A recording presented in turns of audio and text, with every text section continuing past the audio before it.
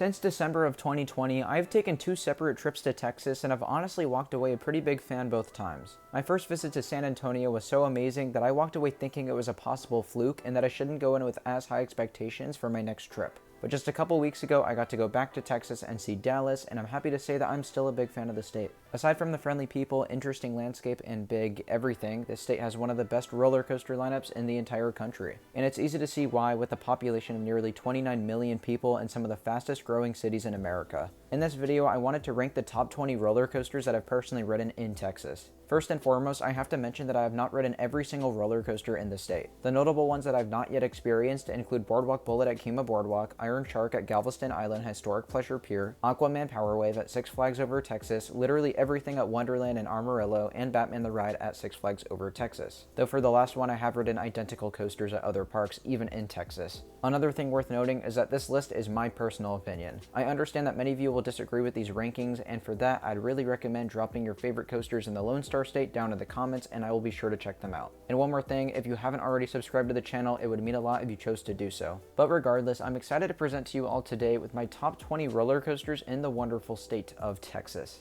Number 20, Runaway Mountain at Six Flags Over Texas. Just barely cracking the list is a very interesting indoor family coaster that was actually better than I personally expected. I was surprised to see just how much they fit into this enclosed box. There is so much track flying all around one another, and the ride paces through the track pretty well too. Of course, that twisted drop that everyone always likes to talk about is awesome as well. You get a lot of whip going down that. And overall, if you're just getting into roller coasters, this is one that is highly recommended. No inversions, no super intense moments, just a rock solid family attraction.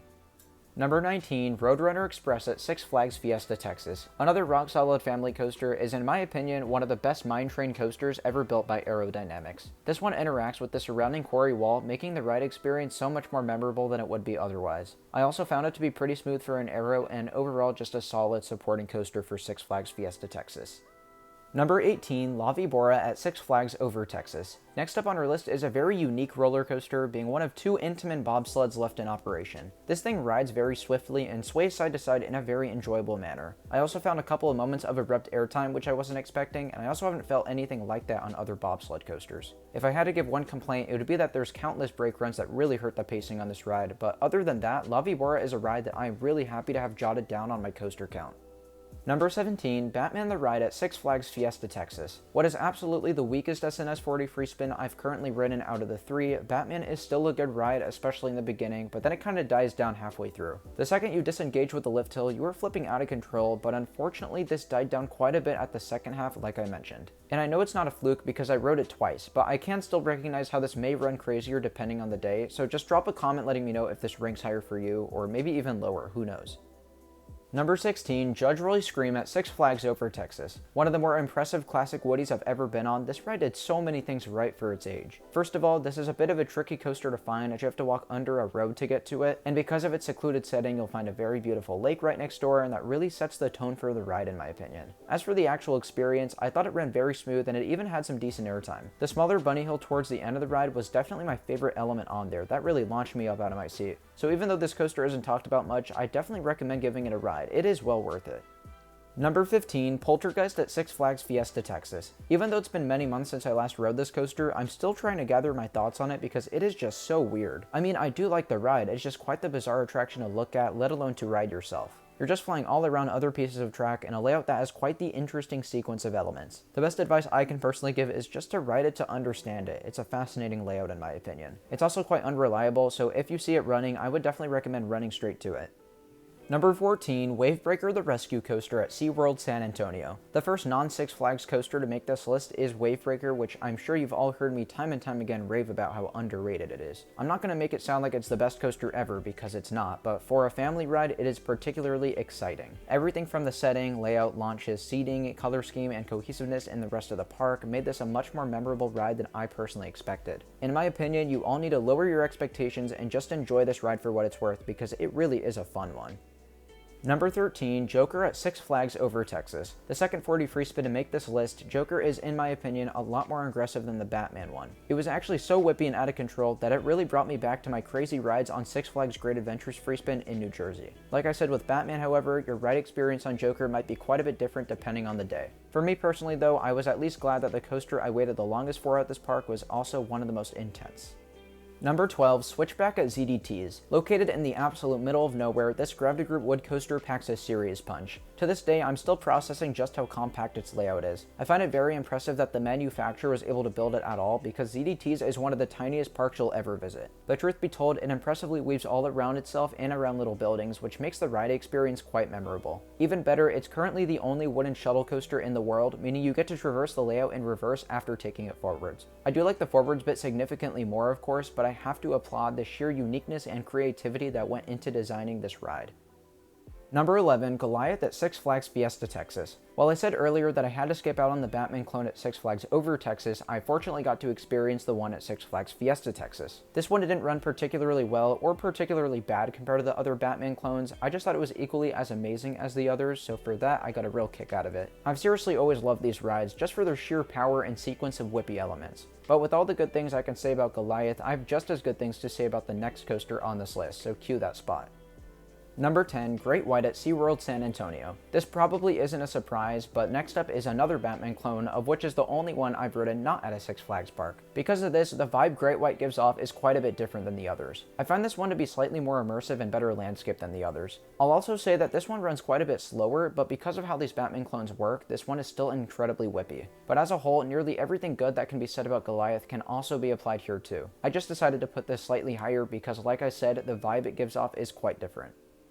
Number 9, Titan at Six Flags Over Texas. Guys, look, a Giovanola making the top 10 and ranking above the Batman clones. I don't know why this was, but Titan ran significantly better than Goliath at Six Flags Magic Mountain. Maybe I just haven't ridden that coaster in a while and need to give it a re-ride, but of course it is something to celebrate over because I never really liked Goliath. Of course, it's still lacking quite a bit in airtime, but it's a very intense ride in positive Gs. The additional helix that this has opposed to Goliath is one of the highlights of the ride for me. However, I find the later double helix towards the end of the ride to be the craziest moment. If you don't gray out at that element, there's gotta be something wrong with you. Another thing worth mentioning is the sheer speed of this ride. Despite the fact that I sat in the back row, it just blazed through that first half, and I felt all that speed. I can't believe I'm saying this, but there's not a lot bad I could say about Titan. It ranks in my top 4 coasters at Over Texas, and I'm really glad to say that I would actually recommend it to you guys.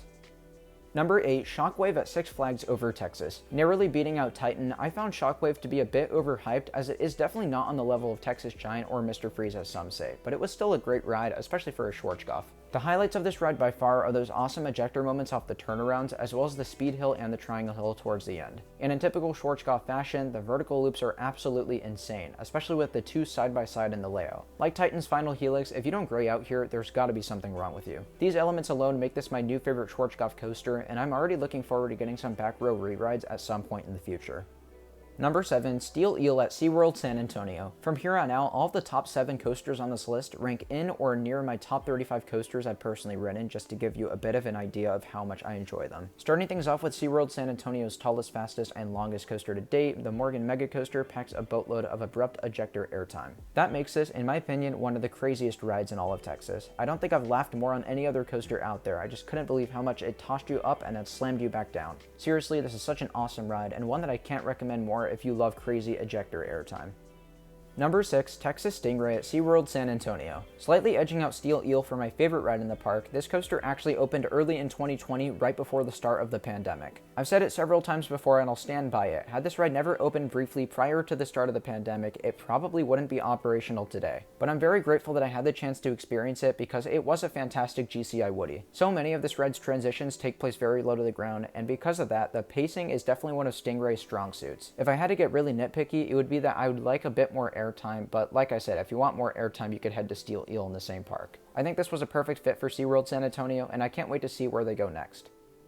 Number 5, Superman Krypton Coaster at Six Flags Fiesta Texas. By far my favorite floorless coaster I've ridden, Superman is an amazing third place coaster for Fiesta Texas. There's so much this ride does well, but I'll start with how it runs. Once the sun sets and the ride warms up, I find that it runs out of control, similar to a ride like Kumba. It rips through its inversions at such a fast rate, it's ridiculous. Another highlight is the layout, which is brilliant, integrating elements on top of the park's surrounding quarry wall. It does just about everything well for a floorless coaster, but it also goes above and beyond in several ways also, which makes it one of my top 5 favorite coasters I've ridden in Texas.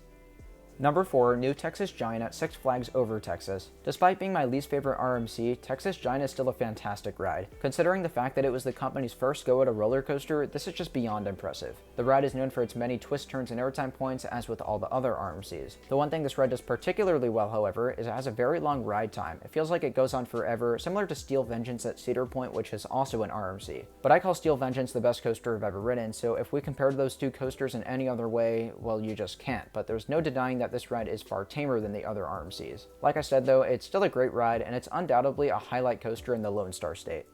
Number 3, Mr. Freeze Reverse Blast at Six Flags Over Texas. Trust me, you guys aren't the only ones surprised that I ranked Mr. Freeze over Texas Giant. I'd even say that I surprised myself. It's weird because I don't even love Premier Rides coasters usually, but this is by far my favorite of their creations. This coaster is such a weird one, starting with that backwards launch and into that inverted top hat. Then an overbank and a ridiculously tall 218-foot tall vertical spike. But the best part about that element are the additional LAM boosters that propel your train even higher up in the air. Even though this was a design flaw, I consider it one of the best parts of the ride and one of the weirdest experiences you can find on any coaster. Just after this, you rocket down the hypersized drop and repeat the first few elements in a forwards direction. This ride is amazing, it's intense, it's unique, it's thrilling, and I don't think you could do much to make it better.